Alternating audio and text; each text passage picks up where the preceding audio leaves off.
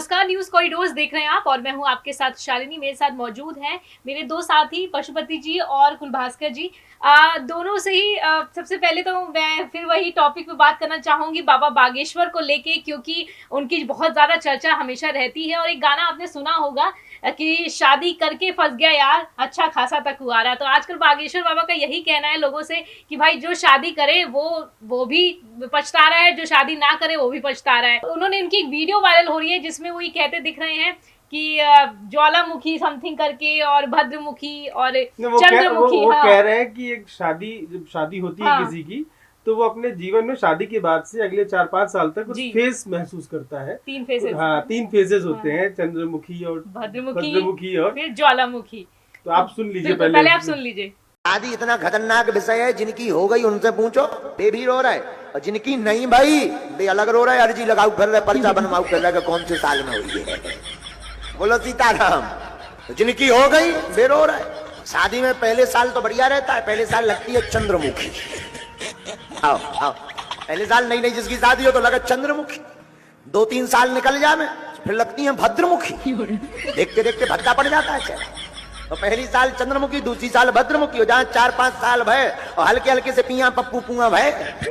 तो पहले साल जो चंद्रमुखी, दूसरे तीसरे साल जो भद्रमुखी, वही पर ज्वालामुखी नजर आती है। तो सर ये बताइए कि जब ये वीडियो बागेश्वर बाबा की आपने भी देखी होगी, तो क्या सच में ऐसे फेजेस होते हैं कि लोगों को पहले वो चंद्रमुखी लगती है उनकी पत्नी, फिर भद्रमुखी लगती है, उसके बाद सवाल आपने बड़ा अच्छा पूछा है, उसके बाद बस जवाब सोच समझ के सर ज्वालामुखी लगने लगती है। कितनी सच्चाई है? देखिए क्या है कि जब तक चांद जो है वो दूर रहता है तो चंद्र लगता है, जब नजदीक आएगा तो ज्वालामुखी होगा ही। तो ये जो शादी और प्रेमी प्रेमिकाओं का रिश्ता है, और ये कुछ ऐसा ही होता है कि जब चांद दूर रहता है तो चांद लगता है शीतल, और कवि कविताएं करते हैं।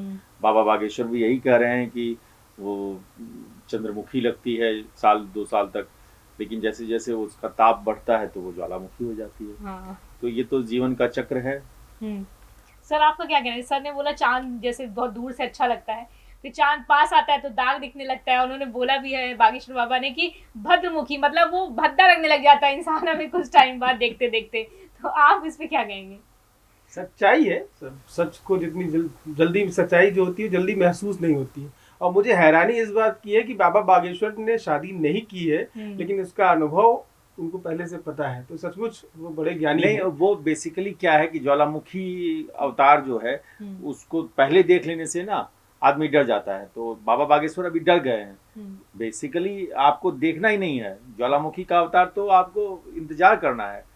कुछ जो चीजें हैं, भोगा हुआ यथार्थ जो है, वो जो लोग समझते हैं वो उनको बताना नहीं चाहिए था बाबा बागेश्वर को, क्योंकि बाबा बागेश्वर डर गए हैं, मुझे लगता है ऐसा। आप शालिनी क्या लग रहा है, क्यों ज्वालामुखी और चंद्रमुखी दोनों कह रहे हैं, क्या डर गए हैं वो? क्यों शादी से बार बार इनकार करते हैं? मुझे तो लग रहा है कि बागेश्वर बाबा डर ही गए हैं, वो इस तरीके की बातें बयान दे रहे हैं। और वैसे भी उन्होंने तो सिर्फ 3 रूपों की बात की है, तो 9 रूप होते हैं। तो 9 रूप की अगर इंसान देख लेगा तो बहुत अलग है। लेकिन बागेश्वर बाबा के इस तरीके के बयान से मुझे तो लग रहा है कि वो कहीं ना कहीं उनके मन में ऐसी चीजें हैं। बेसिकली क्या है कि बाबा बागेश्वर लगातार जो बातें कह रहे हैं, वो चंद्रमुखी, ज्वालामुखी, ये बेसिकली क्या होता है कि आदमी के दिमाग में जो चीज चलती रहती है वो उसी पे बात करता है। कभी किसी भी सभा में चले जाएं, बाबा बागेश्वर का एक सवाल पीछा कर रहा है लगातार कि शादी कब, शादी कब। यहाँ तक कि जब प्रधानमंत्री मोदी उनके बागेश्वर धाम जाते हैं तो वो जब माँ से मिलते हैं तो पर्ची निकालते हैं, और पर्ची निकालने के बाद यही कहते हैं कि मैंने उनसे कहा कि भाई हमने आपकी जो इच्छा है वही वाली पर्ची निकाल दी है। तो ये जो पूरा प्रकरण है, इससे आप समझिए कि वो एक ऐसा वाक्य है, ऐसा धुरी है जिसका जवाब हर कोई जानना चाहता है। पंडाल हो, सभा हो, प्राइम मिनिस्टर हो, माँ हो, आंगन हो, घर, सब कह रहे हैं कि कब, बिल्कुल कब। तो उनके प्रवचनों में भी वही प्रकरण आ जाता है। नहीं, जैसे आप ध्यान दीजिए, Salman Khan most eligible bachelor बोले जाते हैं, आज तक लोग पूछ ही रहे हैं उनसे शादी कब। खाली इस एक सवाल ने नहीं, मैं नहीं सलमान चाहता खान हूँ, को नहीं सलमान बाप खान नहीं, ये बिल्कुल गलत एग्जाम्पल आपने दिया। मैं ये कतई नहीं चाहता हूँ कि बाबा बागेश्वर का हाल सलमान खान की तरह हो, कि भाई वो 60 तक पहुंच जाएं और कब कब वाला सवाल, ऐसा नहीं है। नहीं, मैं भी नहीं चाहता नहीं, हूं। बिल्कुल मैं भी नहीं, नहीं आप चाहता हूं। नहीं, आप मैंने चाहते खाली हैं, एक आपने चर्चा क्यों कहा की। आपने सलमान खान मैंने के लिए? केवल एक चर्चा की कि एक चर्चा जब उठती है तो वो कितने दिन तक आपका पीछा आपको मैं करती बता है। दूं, न्यूज कॉरिडोर्स के दर्शकों ने लगातार कहा है कि जैसे मीना लोधी हैं, उनका उन्होंने कमेंट किया। मीना जी, आप सुन रही हैं तो आपको मैं बता दूं, आपका कमेंट भी हम लोग पढ़ते हैं। आपने कहा है कि बाबा बागेश्वर का गृहस्थ जीवन जल्दी से जल्दी शुरू हो जाना चाहिए। कृष्णा चौहान जी, अगर आप देखती हैं हमारा न्यूज कॉरिडोर्स, आपने कमेंट किया है। अगर आप ये भी वीडियो देखें तो आप कमेंट करके बताएं, हम आपका जिक्र कर रहे हैं बकायदा। आपने भी कहा है कि जल्दी से जल्दी शादी होनी चाहिए बाबा बागेश्वर की। एक पुष्पा जी हैं, वो एक सिर्फ बंदी हैं जो कमेंट करके कहती हैं कि नहीं, बाबा बागेश्वर की शादी 2 साल के बाद होनी चाहिए। तो ये जो है चर्चा सिर्फ बाबा बागेश्वर के मंच पे नहीं हो रही है, वो हर जगह हो रही है, सोशल मीडिया पे हो रही है, और लोग उस पर चर्चा कर रहे हैं कि कब हो शादी। आप बताइए शालिनी जी, कब हो शादी? 2 साल बाद हो या अब समय आ गया है? अब कर लेना चाहिए सर। अब तो मतलब अब तो उम्र भी है और माहौल भी है, क्योंकि लोग भी चाहते हैं और बाराती बन के आना चाहते हैं लोग। कल हमने वीडियो भी देखी और दिखाई भी आप लोगों को कि लोग कह रहे हैं कि गुरुजी शादी कर लो, हम आना चाहते हैं। तो गुरुजी ने बोला आ जाओ भाई, परिवार के साथ आ जाओ, बाराती बन के आ जाओ। और बाकी उनकी एक वीडियो मैंने देखी, बड़ी दिलचस्प है, इंटरेस्टिंग है। वो वीडियो भी मैं चाहती हूँ एक बार दिखा दिया जाए। आजकल तो पति को हस्बैंड नहीं, पति नहीं, स्वामी नहीं, बेबू।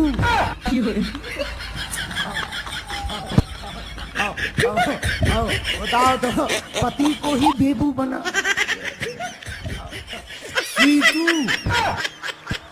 अरे राम राम राम, जय हो भारतीय नारी। तो इस वीडियो में आपने सुना कि बागेश्वर बाबा ने बोला कि आजकल तो लड़कियां, बीवियां अपने पति को बाबू, स्वीटू कहने लग गई हैं। तो बागेश्वर बाबा सोचिए कितना ज्यादा नोटिस कर रहे हैं कपल्स को। तो मन में आप भी सर क्या कहना चाहेंगे बाबा बागेश्वर की इस बात पे? बाबा बागेश्वर जो है ना, बातों को अच्छी तरह से पिरोते हैं, हाँ। तभी लोग उनको सुनते हैं। उनके मंच में जब वो मंच पर बैठते हैं तो सामने हजारों लोग बैठे होते हैं, हजारों लोग कथा लगातार सुन के पक जाएंगे। बहुत भारी भारी बातें जब लगातार होने लगती है ना, तो वो बड़ा बोझिल सा हो जाता है। तो उस माहौल को हल्का करने के लिए नहीं, वो इस तरह की बातें करते रहते हैं। आप बाबा बागेश्वर को देख के आए हैं, आप सुन के आए हैं। इतने रसिक आदमी हैं बाबा बागेश्वर, इतना रस लेके कथा कहते हैं, और जीवन का रस होता है उसमें। उसमें ऐसे ऐसे उदाहरण होते हैं कि आप ये तो कहिए ही मत कि उनमें रस नहीं है। वो पर्ची खोलते मैंने हैं, कहा भारी होते हैं, रस तो होता नहीं, ही वो है। तो उनके यहाँ थाईलैंड भी, जो नेताजी को जो थाईलैंड जाके आते हैं उनकी भी पोल पट्टी खोलते हैं। तो ऐसा नहीं है, रस तो पूरा है और रस लेते हैं वो। तो ये जो पूरा मामला है, मुझे लगता है कि अगर राजनीतिक पार्टियां चाहें तो उनका समय से शादी का मुहूर्त निकल सकता है, क्योंकि लगातार उनको स्टार प्रचारक बनाकर अलग अलग राज्यों में भेज रहे हैं। तो मुझे लगता है कि क्या बिहार चुनाव के बाद उनकी शादी का मुहूर्त निकलेगा? अब राजनीति को ले आए तो राजनीति वाले तो कभी नहीं चाहेंगे कि शादी हो। एक प्रचारक है, घूम रहा है मस्त होके, जहाँ चाहते हैं भगा देते हैं, जहाँ चाहते हैं वहां पे पहुंचा देते हैं। शादी होने के बाद तो फिर समय बंध जाएगा ना उनका, कुछ समय तो वहां भी देना पड़ेगा, ज्वालामुखी से डरना पड़ेगा। डरना पड़ेगा। तो बहुत स्वाभाविक सी बात है कि आपको समय तो देना पड़ेगा ना, गुरु माया जो भी होगा उसको समय देना पड़ेगा ना। तो ये प्रचार वाली जो चीजें होंगी थोड़ी कम हो जाएंगी। जो रात में पहुंच जाते हैं प्रवचन, मतलब अपने दरबार में भक्तों को देखने सुबह सुबह पहुंच जाते हैं, ये सब थोड़ा कम हो जाएगा ना। फिर तो राजनीतिक पार्टियां जहाँ अनुशासन ज्यादा बढ़ जाएगा। हाँ, मतलब माँ के दरबार में, माँ के राज में जो मस्ती कर रहे हैं बाबा बागेश्वर, वो लगता है कि चंद्रमुखी या ज्वालामुखी उसके आ जाने के बाद नहीं कर पाएंगे। सर मैं तो आप लोगों से ही पूछना चाहूंगी, क्या सच में ऐसा शादी के बाद लोगों के साथ हो जाता है क्या, कि इस तरीके की चीजें बोलने पे लोग मजबूर हो जाते हैं कि वो ज्वालामुखी हो गई, वो चंद्रमुखी हो आपको गई? क्या लगता है, आप अभी अपने आप को चंद्रमुखी मानती हैं? सर क्यों नहीं मानूंगी मैं तो, हाँ मैं मानती हूँ चंद्रमुखी हूँ। हाँ, तो ये देखिए कि ये आप पर निर्भर करता है कि आप अपना चंद्रमुख कब तक बनाए रख सकते हैं। क्योंकि आदमी का व्यवहार और ये सारा कुछ आध्यात्मिक यात्रा जो है, वो बाबा बागेश्वर भी जो आनंद लेते हैं जीवन का, वो यही लेते हैं कि एक चंद्रमुखी जो है वो खुद को चंद्रमुखी ही बनाए रख सकती है।